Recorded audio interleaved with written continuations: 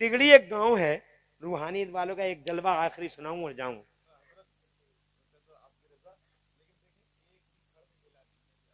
अरे ये सब आपकी फूकी हुई रूह है, आपने फूकी है रूह, ये सब आपका कमाल है।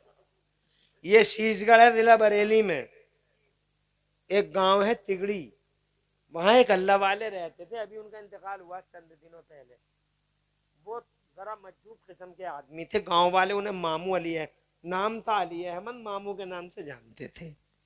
मगर तुम रूह वाले, वो रूहानियत वाले। तुम रूह वाले, वो ये अभी 10-20 साल पहले इनका इंतकाल हुआ है। उन्हें अचानक दूध की जरूरत पड़ गई। तुम्हारा भी दूध से बड़ा गहरा कनेक्शन है। दूध की जरूरत पड़ गई। जब उन्हें दूध की जरूरत पड़ गई तो उन्होंने एक दरवाजा खटखटाया, अंदर से बहनी निकली। बहनी से बोले, बहन एक गिलास दूध दे दो। बहन बोली, मामू दूध तो है ना।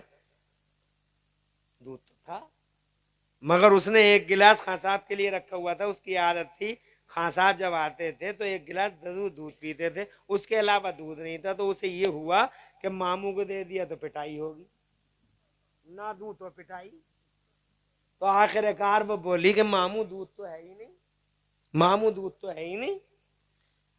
कहने लगे, दूध झूठ बोल रही है, दूध है, अलमारी में रखा तो है। कहना मामू दूध है ही ना, है ही ना। एक झूठ को 70 झूठ बोलने पड़े, है ही नहीं, है ही नहीं। मामू को आ गया जलाल, रूह वाले थोड़ी थे, रूहानियत वाले थे, जो कह दिया वो हो गया। मामू को आ गया जलाल, अंदर आ गए, चौखट में दाखिल हो गए, और चौखट में आके वहीं भैंस बंध रही थी। भैंस के कान के पास आके बोले, इसने मुझे नहीं दिया, तू इसे मत दिए। ये रूहानियत वालों के जल में है। इसने सुभान मुझे नहीं अल्लाह, दिया, तू इसे मत दिए, क्या बात है। कह के और चले गए। अब जनाबे वाला टाइम पे खां साहब आ गए खेतों में से, वो जनाब फावड़े ओवड़े चला के आए थे, वो आ गए। आने के बाद बीवी ने हसबे मामूल दूध निकाला, गर्म किया, गर्म करके खां साहब को पेश किया। खां साहब ने घटाघट पी लिया, आराम करने लगे। 4 बजे या 5 बजे का टाइम था, भैंस धोने का टाइम आ गया। और जैसे ही भैंस धोने लगे तो जनाब वाला खां साहब ने बहुत कोशिश की। पहले सबसे पहले तो जनाबे वाला भैंस लगाए ना, यानी करीब बैठाए ना, और जनाब वाला जब भैंस करीब बैठाए ना खान साहब को, तो जनाबे वाला इन्होंने भैंस बैठाए ना, और फिर जब इन्होंने ज्यादा ही उस पर कंट्रोल कर लिया तो इन्होंने जनाबे वाला इधर थनों की तरफ हाथ चला। जब ज्यादा ही कंट्रोल हो गया तो दोनों तरफ अपने लड़के खड़े कर लिए। जब ज्यादा ही कंट्रोल कर लिया तो जनाबे वाला भैंस खड़ी तो हो गई, मगर खां साहब के हाथ चले थनों की तरफ और भैंस की लात चली खां साहब की तरफ। निशाना बांध के इतनी जोर से लात मारी कि खां साहब का गट्टे ही जनाबे वाला टूट गया, फ्रैक्चर हो गया। जनाबे वाला बीवी से बोले, कभी कोई बात नहीं, बड़ी सीधी सादी भोली वाली, आज इसे हुआ क्या है। तो जनाब वाला रस्सियों से बांध ली गई वो, और बच्चों ने फिर धोने की कोशिश की तो बच्चे बोले, अम्मी दूध है ही नहीं थनों में। तो खां साहब टूटे हुए गट्टे के साथ फिर खड़े हो गए, लठिया उठा गए, ये बता बात क्या है। तो जनाबे वाला कहने लगी, मामू आए थे, दूध मांग रहे थे, तुम्हारी वजह से मैंने दूध नहीं दिया।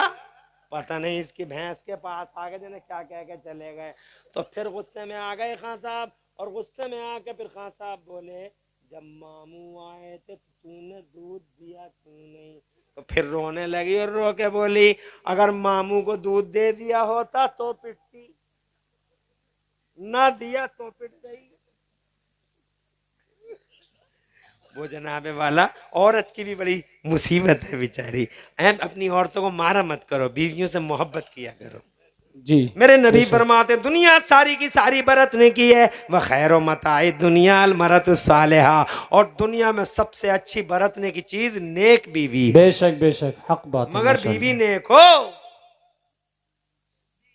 सही बात है। बीवी खिलाफ ना हो, ऐसी ना हो कह जा रही हैं, रेवड़ी जा रहे हो, पता चला पहुंच गई शाहबाद। ऐसी ना हो, निकोकार हो, पर्देदार हो, हयादार हो, पाकीदा किरदार हो, और ऐसी हो कि उसके आदमी का मकाम उसके दिल में, उसके जिगर में, उसके सर पे आदमी, उसका शौहर। खुदा की कसम ऐसी बरकत आती है उस घर में, जिस घर में औरत अपने आदमी की, अपने शौहर की अमानत की हिफाजत करती है। ऐसी बरकत पूरा घर जन्नत का नमूना बन जाता है, और खुदा की खास रहमतें पूरे घर को घेर लेती हैं। जी बेशक हक बात है माशाल्लाह।